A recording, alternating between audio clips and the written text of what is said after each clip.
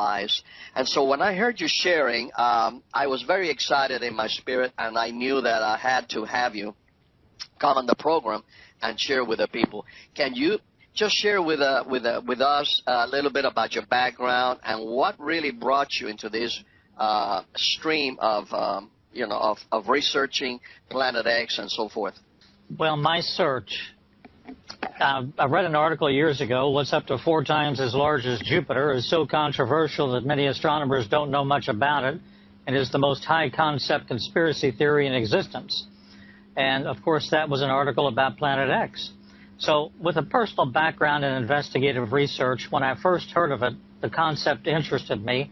I realized that close to 1 million people a month were searching for answers on Google, and I believe it was the most popular topic, and still is, to date, on YouTube. So I heard an episode on the J.R. Moore National Radio Talk Show where he had spoken with some top naval brass retired, and they'd indicated the reason they had moved to the Ozarks was for safety. Then I ran across a video on YouTube, a 15-minute interview with an insider, codename Arizona. He'd actually seen Planet X through the Hubble. I believe the title of the video was The Red Devil Planet Revisited. I also noted some Russian TV news programs about Planet X. And the Russians, as you know, believe the object exists, is inbound, and they've built massive shelters, some of them up to 200,000 people on the side of a mountain in the Urals and throughout the country in preparation.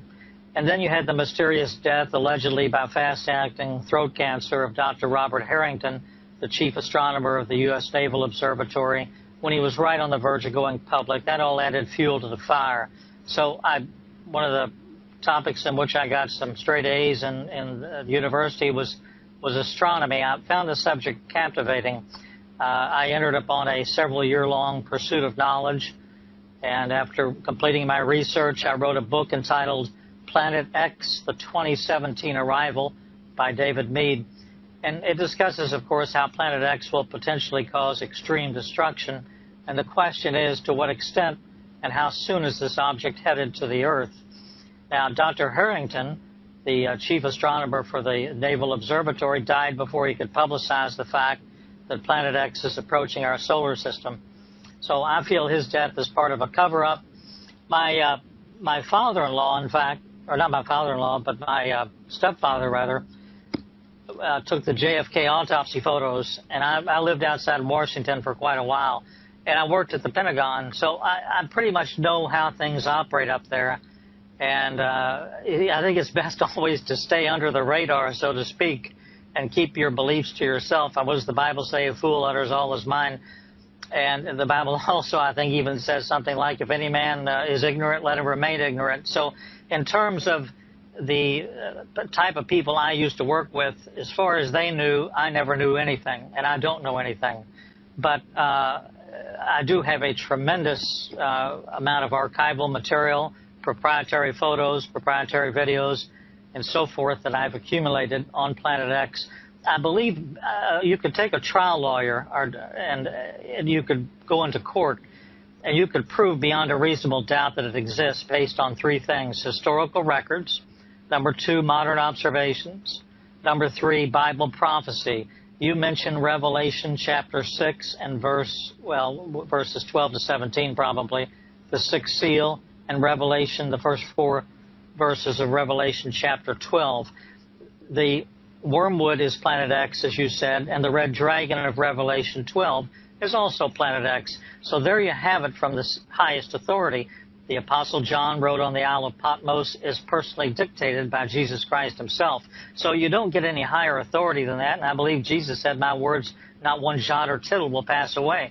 So you can be absolutely guaranteed, if you're listening to this, no matter what anyone has told you, no matter what disinformation you may have been exposed to, or no matter what your level of knowledge is about the topic, that Planet X is absolutely real. It's in the Bible. It's in my opinion, a scientific, observable, provable fact.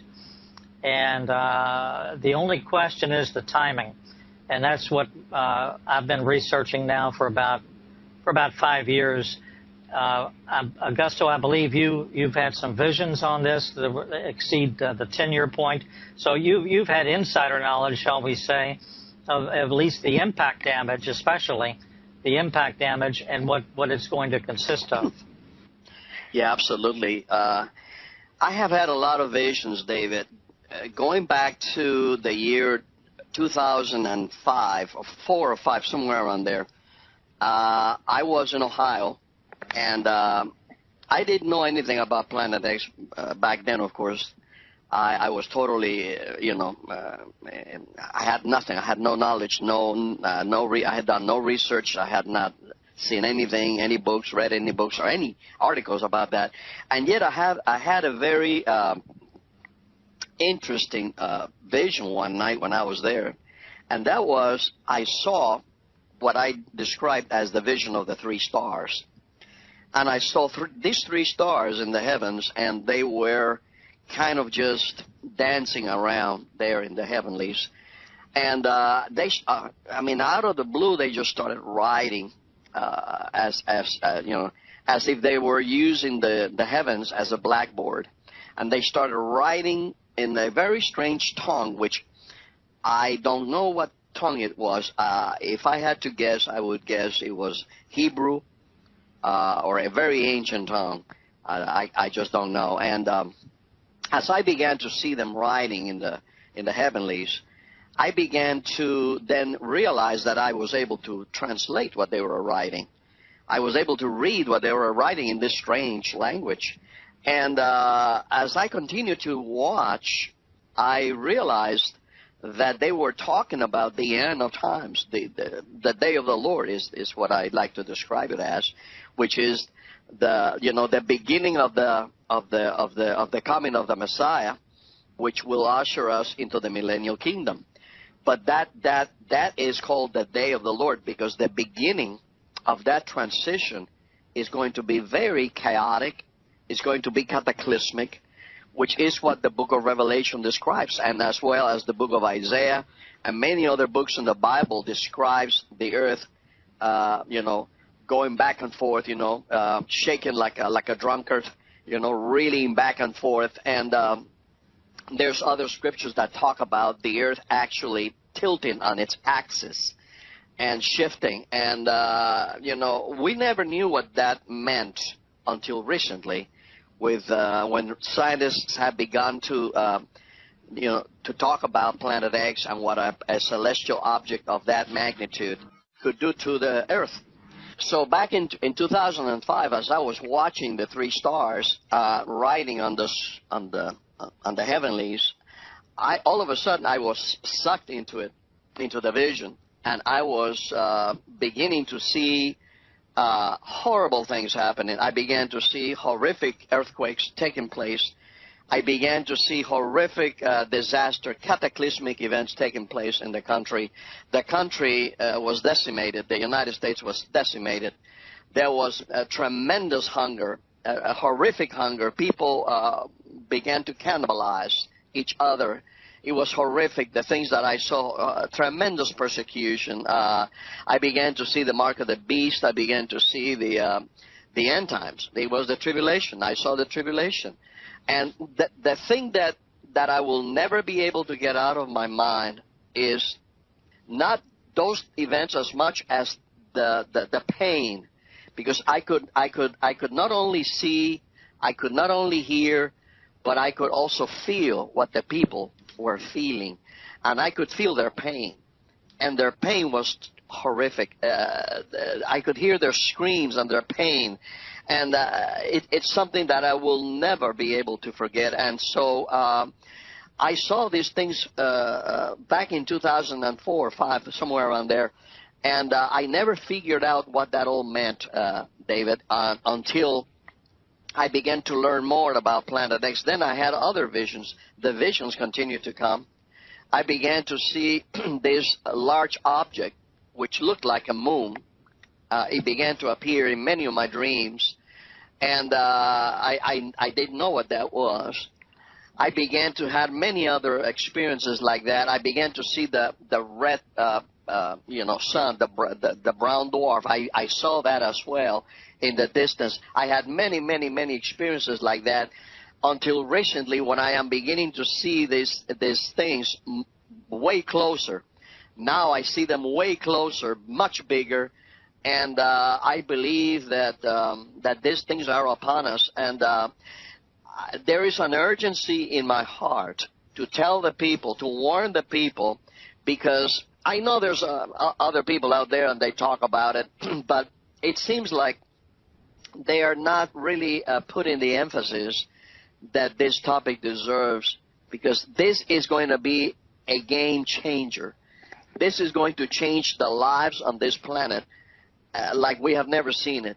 This is going to be way worse than a world war.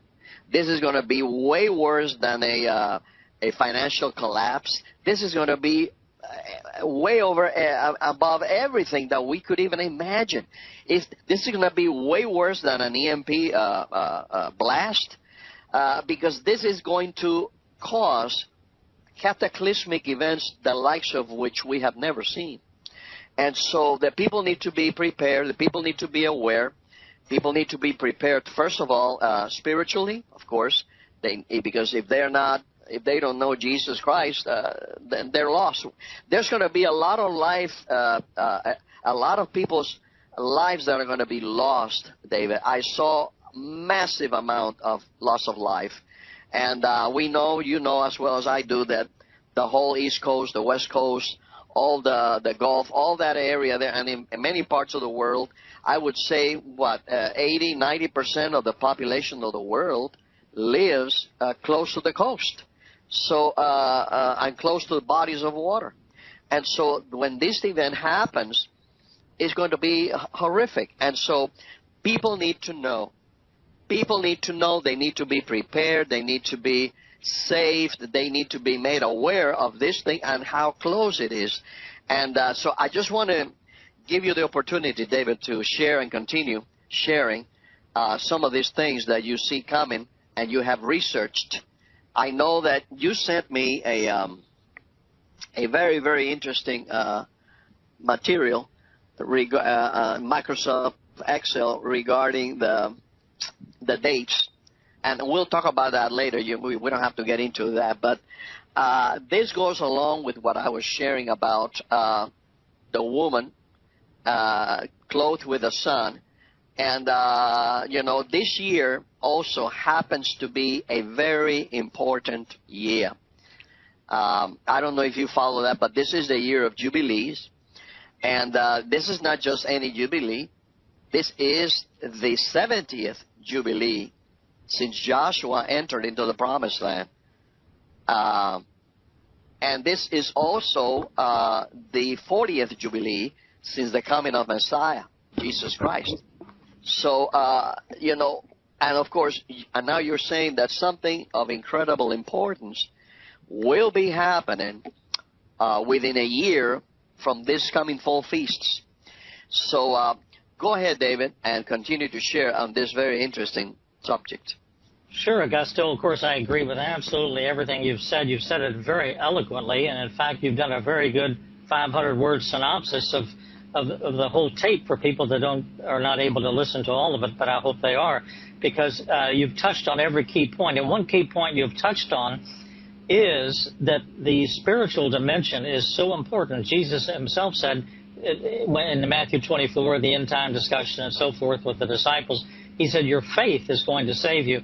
And so this is mostly a spiritual battle. These people that are left behind in the Great Tribulation, and I assume we're talking, when all of these events are happening, I believe at that point, at various points, we are somewhere within that 42-month, 3.5-year Great Tribulation period marked in the book of Revelation, where the New World Order system arises and the mark of the beast, which is basically, I believe, going to be sponsored by the United States. I have a friend out in California who has actually worked in the military in some of the underground facilities in Colorado, and there's more underground facilities in Colorado than any state, and there's hundreds and hundreds of arrays of, you know, crazed supercomputers and so forth. The New World Order system, I believe, will begin and will be initiated right here from within the United States, unfortunately. And so it's probably, in a way, if a person has missed the rapture, it's the most dangerous country to be in. You might make a better living on, in Fiji or somewhere else, or South Africa. Trump admires him, and he seems to admire Trump. I don't want to talk about politics, but Putin is a very interesting character. And I believe in Daniel chapter 11, he may be referred to as the king of the north. And I believe in Daniel 11, it says that the king of the north will fight with the king of the south during the Great Tribulation. Well, who is the king of the south? That's one topic I don't want to get into right now or during this conversation because of its tremendous implications. But I believe we may innately and instinctively know who that person may be. And that the king of the south refers to someone, in my opinion, using Jerusalem as a base for geography, who was born south of there, perhaps in Africa, perhaps in Hawaii, anywhere south of Jerusalem. So you've got the king of the north and the king of the south fighting during this Great Tribulation period, and I believe some of the visions you've had probably indicate some limited nuclear exchanges and so on and so forth that other people, even George Washington himself, had visions of. And Dmitry Duduman, he has had the same type of visions.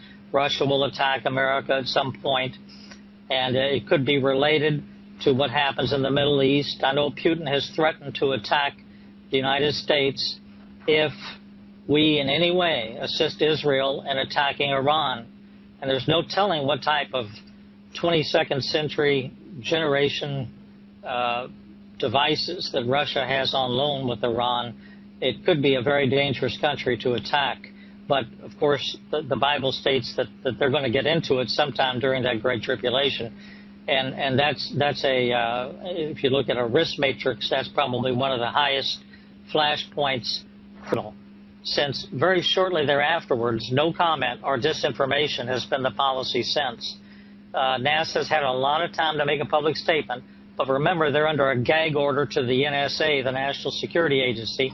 They've all signed non-disclosure agreements, just like my stepfather. He couldn't say anything about the Kennedy autopsy, and they can't say anything about their current scenario. But internal NASA studies since the 1983 region indicate, in my opinion, they're fully aware of a Planet X type of object coming in from the direction of the South Pole, south of the ecliptic. Amateur astronomers cannot track it, but under the right atmospheric conditions and locations, it has been observable by random chance. I've analyzed a couple of videos and photos in my book, Planet X, the 2017 Arrival, and they are quite real. Now, Dr. Harrington, the former head of the U.S. Naval Observatory, took an 8-inch telescope, 20-centimeter astrograph, to New Zealand in '91, and he'd been quoted by The Independent in 1990. And he says the most remarkable feature predicted for Planet X is that its orbit is tilted 30 degrees away from the ecliptic, which is the main plane of the solar system, where all previous searches have concentrated. Now, 3 years after that, in 1993, he died under mysterious conditions right before he made a public statement. So part of the discovery of Planet X was based on the fact that outer large planets were being pulled down in their orbital patterns. The X system is the only effect which could cause such a perturbation in their orbits. It's best viewed close to the South Pole. That's, of course, the reason for the South Pole telescope, an investment of billions of dollars. It was operational in March of 2007. Why not just rely on observations from a Chilean observatory? Well, that's the reason. So that's a little bit on the history of Planet X. If you want to talk a little bit about the evidence of Planet X for a few minutes. As you were sharing, I was listening, David, and in Revelation chapter 6, and let me just share this for the people out there that maybe have never heard about this, maybe are not familiar with the scriptures as it relates to this this celestial object that is approaching. In Revelation 6, chapter 12, it says, "And I beheld, and he had opened the sixth seal, and lo, there was a great earthquake." Now, that word there, great earthquake, is pretty interesting, people. And you need to understand that the word there, great, is mega.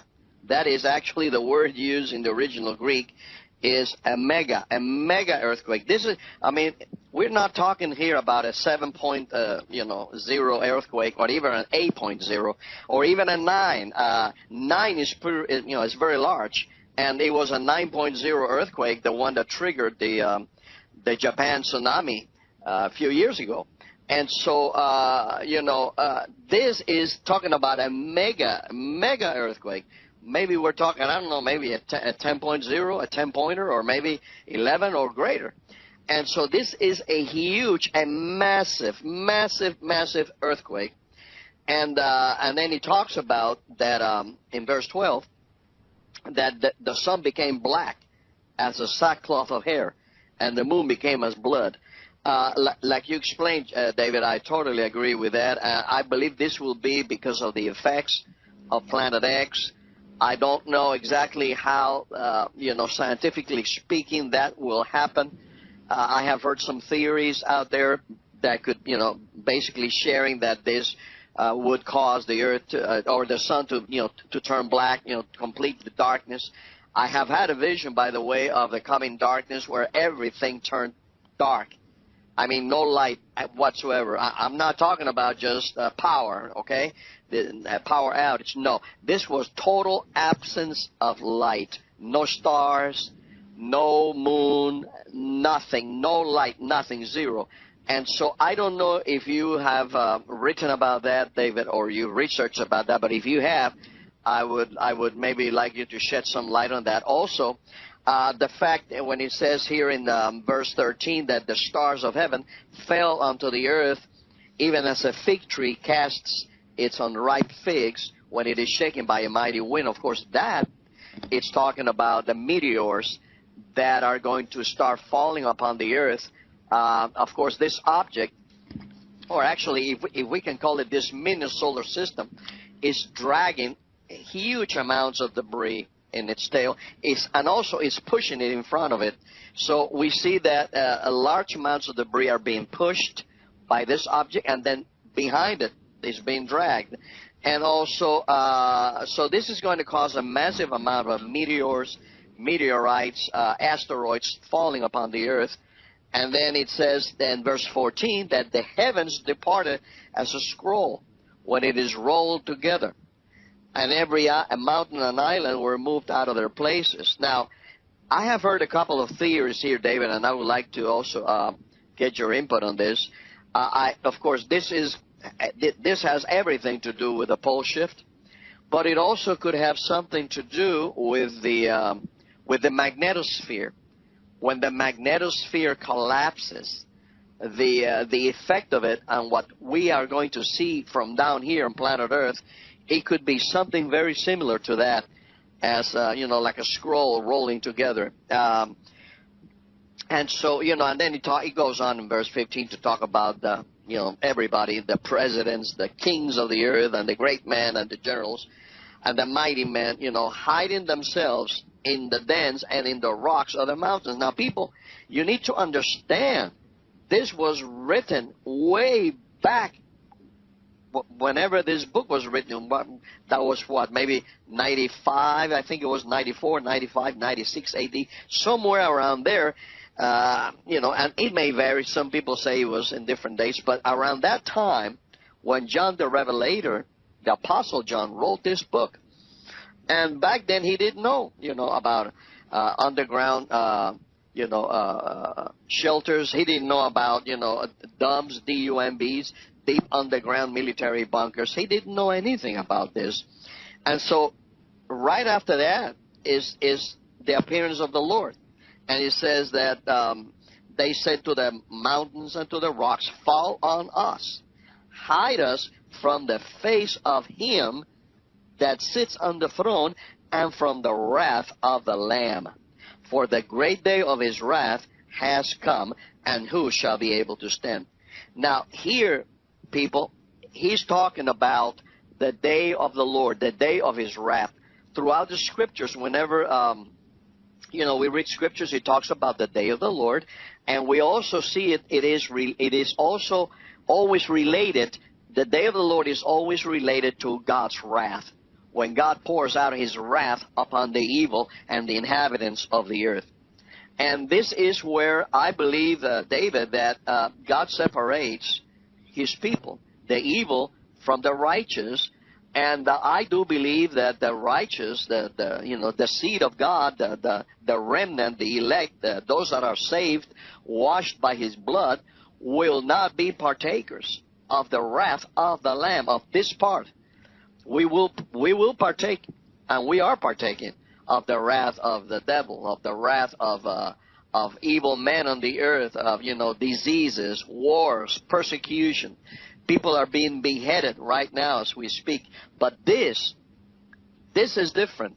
This is different, and this is what we need to understand. This is the wrath of God, the wrath of the Lamb. And I believe, and I think you share with me the same feeling, David, that his bride, the bride of tribulation, right at the beginning of it, towards the end of it, in the middle of it. We don't know exactly the day. No one knows the exact 24-hour time span. But it is going to, we know the rapture will happen. It's guaranteed. And the purpose is to remove, what's called the Philadelphia church from the earth. And a lot of the other churches remain, as you say, because they need to be further tested and so forth. But and they sure will be during that 3.5 years or whatever portion of it they have to go through. Now, what you said earlier regarding what's going to create a lot of these situations is, I think part of it's what's called the kill shot scenario. In other words, we're talking here an X-60 solar flare leaping from the sun when Planet X approaches. The coronal mass ejection heads straight towards the Earth. What will happen? How much warning will we have? And this type of event may be our first overt sign of the nearness of the approach of X. A CME is a slow-moving cloud of charged particles. It's accompanied by an X-ray burst. Both have devastating effects. The X-ray burst will travel at the speed of light, and will reach the Earth's surface in 8 minutes. And when these X-rays hit, they will affect all Earth-orbiting satellites that are in line of sight. So you'll have GPS communications going down and communication books, but they are mentioned in the Bible. Like the book of Enoch is mentioned in the Bible, is quoted verbatim in the book of Jude. He quotes a passage verbatim from the book of Jude, and there's no way that Jude would have known that except he had a copy of the book of Enoch in his shelf, in his library. The same with Jasher, it's mentioned in, I believe, is in the book of Chronicles. And so, these books, although they're not in the Bible, they're mentioned in the Bible. So I do believe they bear some weight. Maybe not as, literal word from God, but they are books that I use for research. I use to confirm the Bible, and they both talk about the destruction of the planet. It talks about, how the fallen angels came down to earth, cohabiting with the sons of man. And when this happened, the condition on the earth was very similar to what we are seeing today. We are seeing a lot of manipulation with the DNA. We are seeing men beginning to tamper with the human genome. They're beginning to create life, hybrids, crossing animals and people, and this is a no-no in the eyes of the Lord. He just will not allow that. He will not allow his blueprint of creation to be destroyed, contaminated. So we see that happening now as it was in the days of Noah, just like Scripture says. As it was in the days of Noah, so shall it be at the coming of the Son of Man. So we see that happening. And also during the Exodus, we saw similar things happen that we read about in the book of Revelation, like, the darkness, one of the plagues. We saw the water turn to blood in the river Nile, which, by the way, has already happened in recent times, in the last few years. The waters have turned like blood color in the Nile, and in other parts of the world we are seeing massive amounts of plagues and all kinds of things. So we are seeing this repeated. And if we study the ancient manuscripts, we also see that during the Exodus, in the Egyptian manuscripts, we see that they saw an object in the sky, that they I believe they called it dome shape or doom shape, or yeah, dome shape, and so they call it also the destroyer.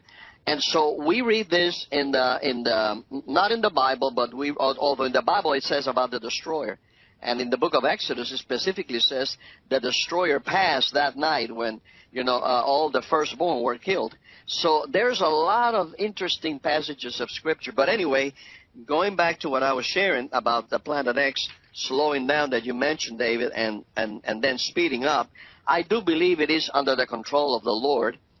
And then there's another theory, too, that it is also one of those planets could be inhabited by the Anunnaki, which maybe people believe in them, maybe they don't believe. But let me just share this, and that is that the word Anunnaki, although it is not in the Bible exactly like that, the Bible does mention the Anakims, and it mentions the sons of Anak, the giant. And so the word Anakim, which is a kind of a close, it sounds similar to Anunnaki, Anakim, it sounds similar. I believe they are the same entities. The Anakims and the Anunnaki, those were the ones that were here when Moses went, when the Lord sent Moses and Joshua to conquer the Promised Land. They reported that there were giants on the land. They saw the giants there, the Anakims, and thus the Anunnaki. So that is another theory, David, that people can take it or leave it, but it is nevertheless another theory that one of these planets, at least one of them, it is inhabited by these kinds of beings.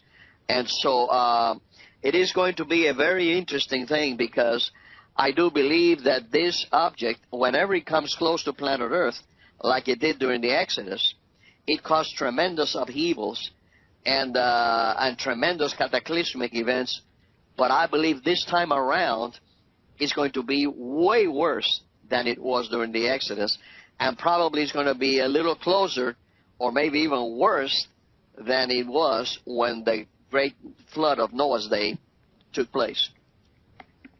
Right. Well, I've heard of that gentleman's book, and that gentleman, I haven't read the book. I'm sure it's a good book.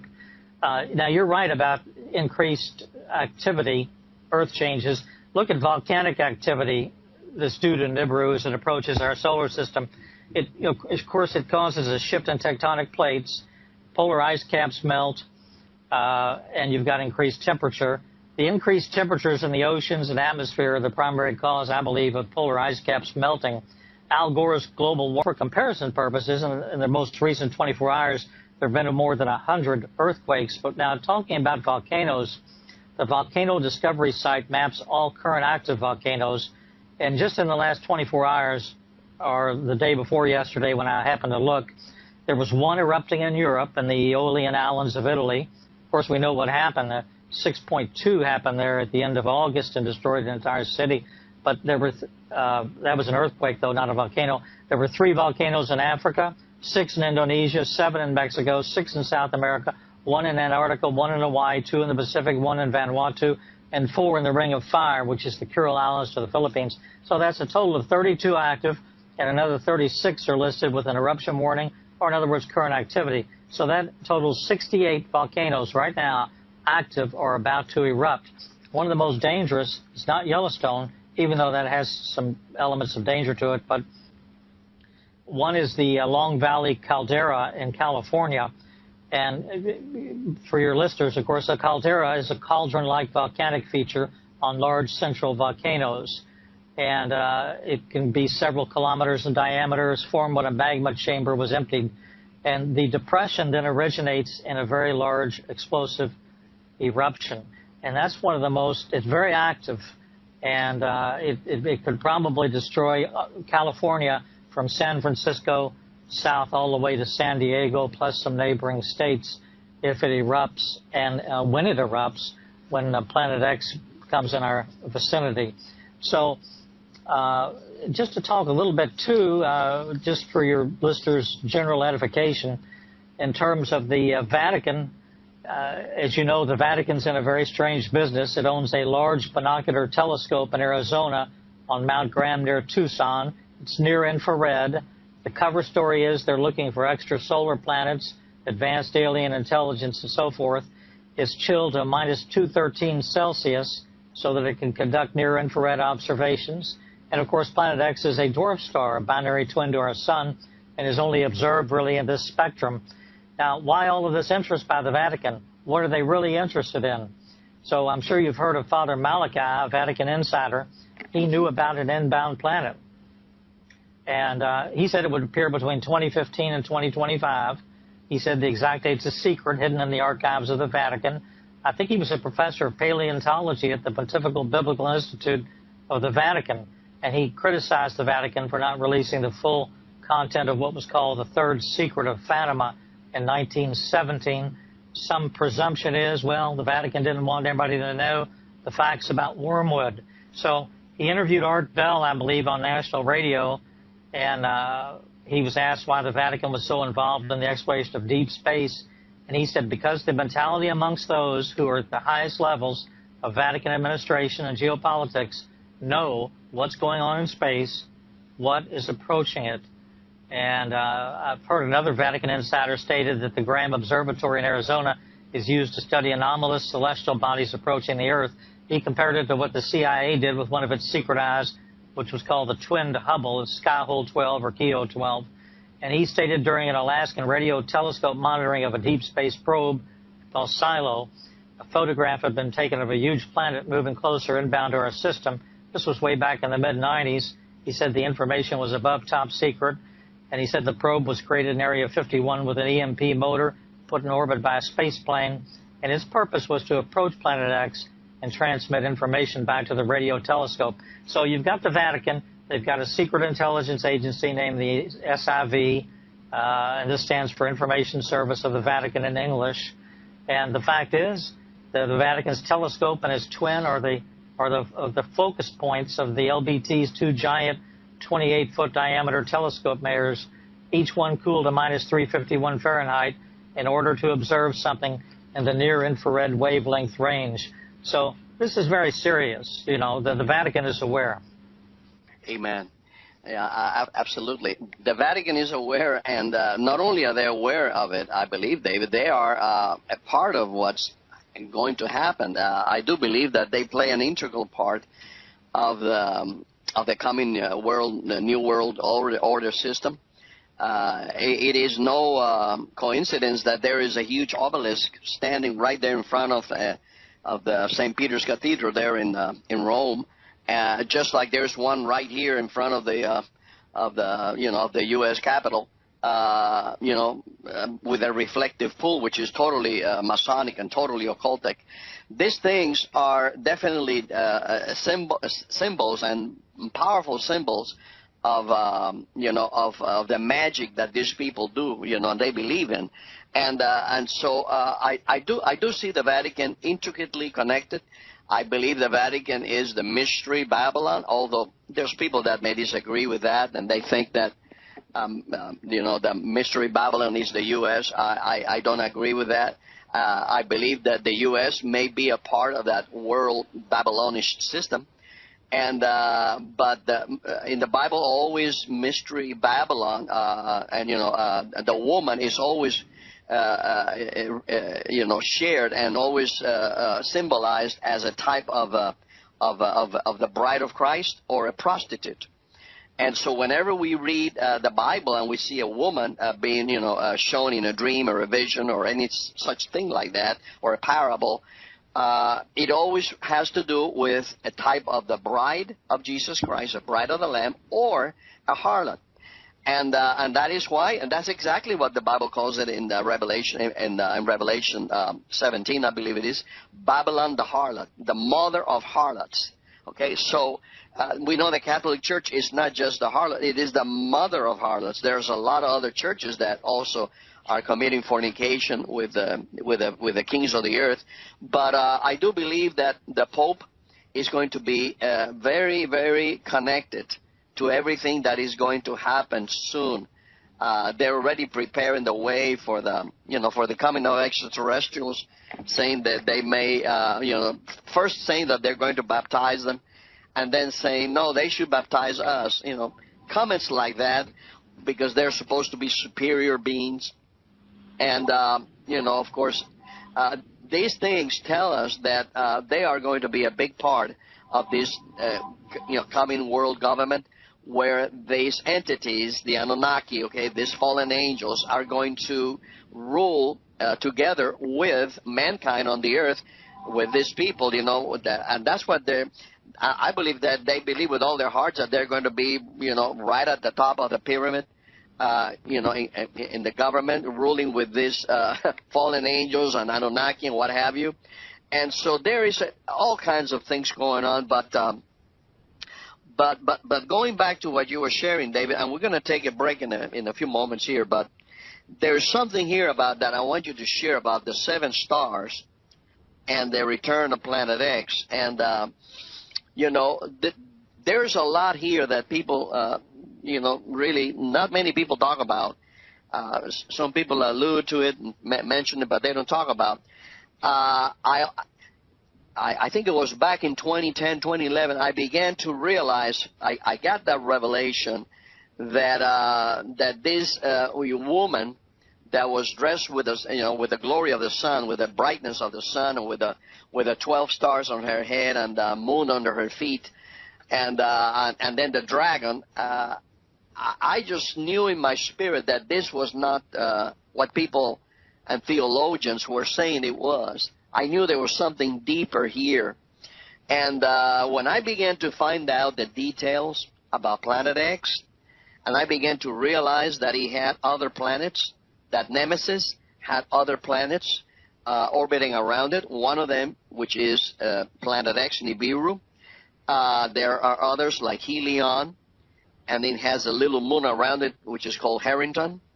And then it has another planet called Arboda, and Nibiru even has another moon. And, all of these planets, I believe that they total 7 orbiting around this dragon.